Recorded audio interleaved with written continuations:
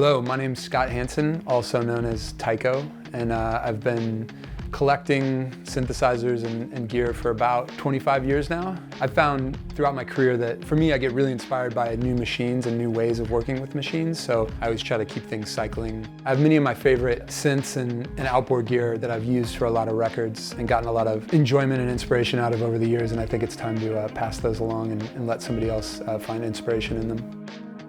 I got that mixer, the Neve 54 series. It's a broadcast console that I believe was mostly for South African radio. And I always had my eye on them because they had one at the hangar in Sacramento and then later at Panoramic Studios. Honestly, I just loved the way it looked. But I knew I loved the Neve sound, so I figured I could connect with it. And right before Epoch, right before I started recording that, I got it. It was before I had the Neve 1076 channels, so I had only had like Neve recreations until that time. And so I knew that it had the Marinara transformers in it. I basically just wanted to use it for tracking guitars and bass through. And I just ended up using it for synths for everything. So most of that record ran through that same mixer. The Korg Triton, it's basically like part of a Poly 6 synthesizer sandwiched on top of like a string synthesizer. It's cool that you can layer those things and you can create some pretty rich soundscapes. And I think the other thing that drew me to it is I'd heard that Boards of Canada use it a lot, and it's got this really cool joystick that you can get this really cool like wobbly vibrato thing going.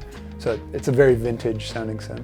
I got that from a friend. It was broken. I got it for basically for nothing. And I put I went to a Radio Shack and got a cell phone battery. I was like, how can I make this thing work? And I showed them the battery that was in it. They gave me something and I soldered it in there and it just started working. I'd used the Korg Triton, which is not related, but I had been using that up until that point. And so it had all these old classic sounds on it, especially string sounds that I really liked. And I never understood where they came from.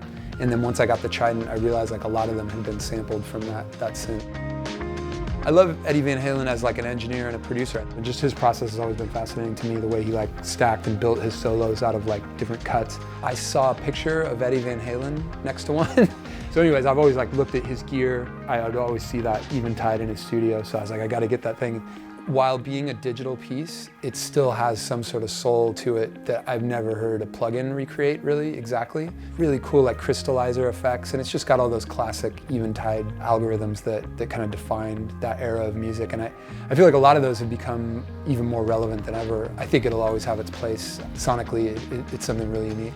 I used that mostly on Epoch. That was, before Epoch was when I like started like getting a lot of the 80s stuff. I started getting like early digital stuff, like the Ursa Major stuff. And that's also, I'm gonna be offering the Stargate 626, which is Ursa Major, which just like the Eventide harmonizer, they have this really interesting, gritty, grainy digital thing that just makes them sound kind of otherworldly.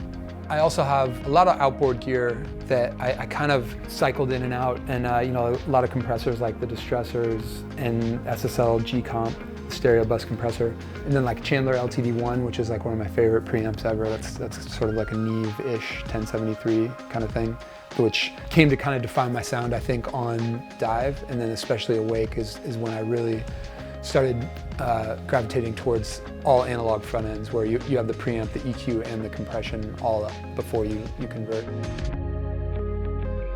The 4-voice, I remember hearing this demo that was made with that and an Ursa Major, and that was like the first time I'd ever heard of the Ursa Major, and it was the first time I'd ever heard of the 4-voice, and I was just like, whatever that sound is, I gotta make it. So that's why I sought both of those instruments out. I remember I got it 2002 or 3, and it was on eBay. It was like this huge, heavy package that came to my door, and I had no idea what to expect out of that thing, and got it out. It's just so unpredictable, and that it just kind of has a mind of its own. And so it'll lead you down these paths that you never knew you never even knew you wanted to go down. And so yeah, it's a really inspirational synth, and I've really never heard anything like it. I used it a lot on Dive for like pads and like big atmospheres. And then I ended up using it for some basses and leads on Awake. And then I think I went kind of back to pad mode on Epoch, just because that's a very like ethereal, kind of textural album. Every time you sit down at it, it makes it sound something new that you've kind of never heard. It's just like a fascinating synth because, as far as I understand, it's one of the first commercially available polyphonic synths. And like, it's not polyphonic in the way that we think of these days. It's got these 4 independent modules that are literally standalone synthesizers. If you put a power supply into them, they are, a 2-oscillator synth. So part of the beauty and the magic of that thing is getting them all to work together is such a process, and they're always drifting and they're always moving, they're always doing subtly different things because you're running off potentiometers and there's always going to be different tolerances between the modules. That's what modern synths are always trying to achieve with like the vintage knob or the slop or whatever.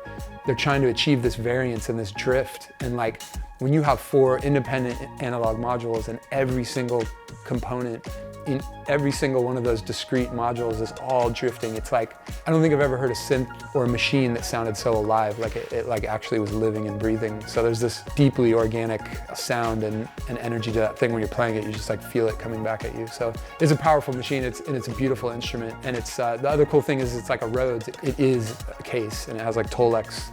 It's huge, so it's not exactly portable, but something about it feels like big and substantial, and that you could kind of take it. Maybe if you were courageous enough, you might be able to take it and play it at a show.